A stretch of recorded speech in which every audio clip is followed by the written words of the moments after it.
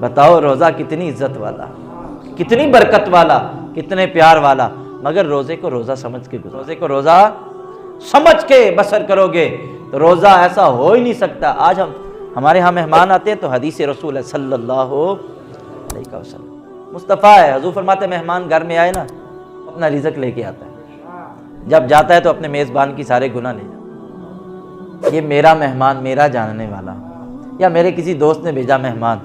وہ آیا، وہ اپنا رزق بھی لے کر آیا تھا،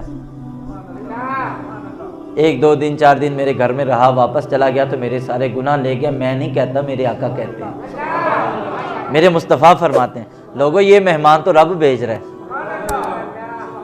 تہاڈی مرضی بولو نہ بولو، یہ مہمان تو میرا رب بھیج رہا ہے۔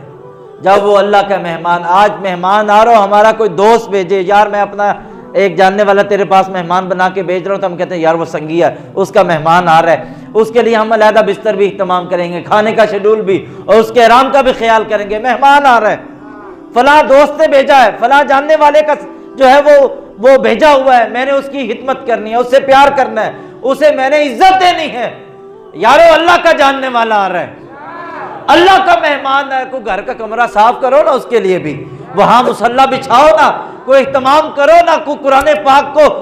چھتی سے اتار کر صاف کرو نا، کہ اس مہمان کی تواضع قرآن کی تلاوت سے ہوگی، نبی پہ درود پڑھ کے ہوگی، آقا کریم علیہ السلام سے محبت پہ ہوگی، توبہ استغفار کر کے ہوگی۔ جب رمضان کو رمضان اللہ کا مہمان سمجھ کے گزارو گے، تیرا میرا مہمان تو گناہ ساتھ لے جاتا ہے، مگر جب یہ اللہ کا مہمان آئے گا گناہ ہی نہیں لے جائے گا، بلکہ تیرے لیے بخشش کا پیغام بھی چھوڑ کر ساتھ آئے گا۔ یہ اللہ کا مہمان ہے، عام